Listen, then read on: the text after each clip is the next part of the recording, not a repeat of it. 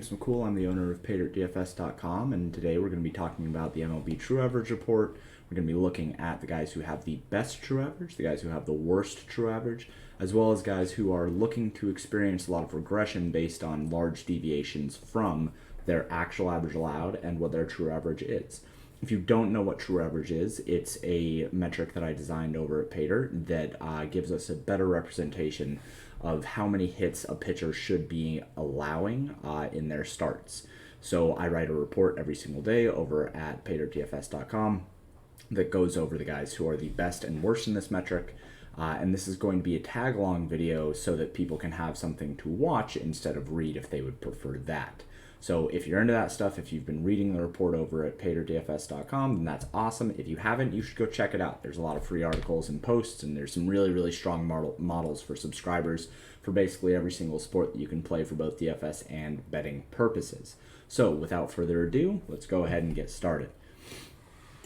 So here you can see the True Average tables that are utilized on the site and over in the article. What you're going to be seeing here is you're going to be seeing the pitcher's name, you're going to see their opponent, you'll see their average, the True Average, and the difference between their average allowed and their True Average. So starting things off, we have Kevin Gausman with the best True Average on the slate at 167. This is 182 points better than his current average allowed in the recent sample.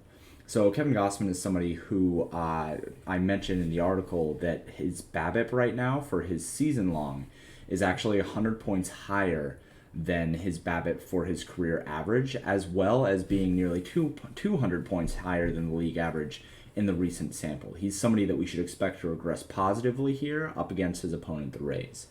On the other hand, the pitcher with the lowest or the highest True Average is Adam Wainwright up against the Cubs. His True Average is 300. It's 75 points worse than his actual average allowed. I did note also that somebody like Adam Wainwright here, who has a True Average of 300, is bad, but the regression isn't necessarily something that we want to take advantage of.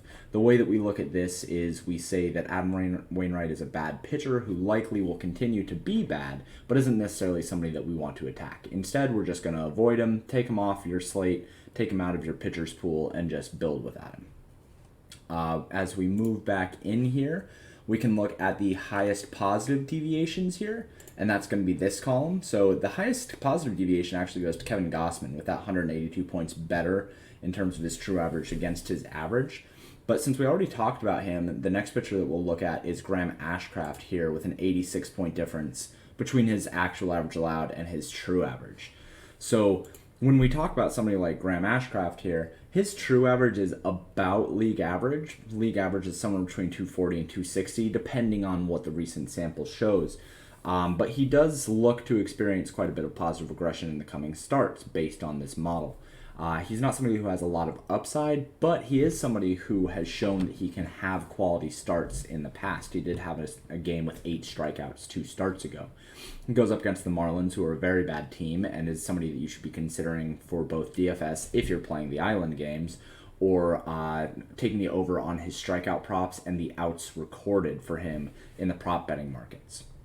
We'll go back in, and there's a large group of guys here that we need to consider for their negative deviations. So you can see right here that we have a whole bunch of guys here who have large negative deviations. We have Cole Irvin, Braxton Garrett, Tyler Anderson, Zach Gallen, and Alex Wood. All of these guys have negative deviations worth considering and should regress quite a bit. The worst of that group is going to be Alex Wood, right? So Alex Wood has the highest True Average of the group at 272. He also has the highest negative deviations, sitting at 0.99, about 100 points higher than his average allowed. He's also got the hardest matchup going up against the Dodgers. The Dodgers have a 145 runs created plus against left-handed pitching in the recent sample, and are a team that you should consider stacking in GPPs. I'm going to relegate it to large field GPPs because there's really no reason to get super weird in small field stuff. I've talked about that in recent videos where you're talking about optimizing your expected value for any given slate. So you can find that video over in the community conversations playlist if you're interested in seeing that. Anyway, That has been the True Average report. If you want to read up a little bit more and see some more stats, you can go over to the paydirtdfs.com article. It's up right now. I post the article every single day. If you haven't been reading it, you're missing out. It's a really good report, and it's got some really cool stuff in it. It's performed really well overall.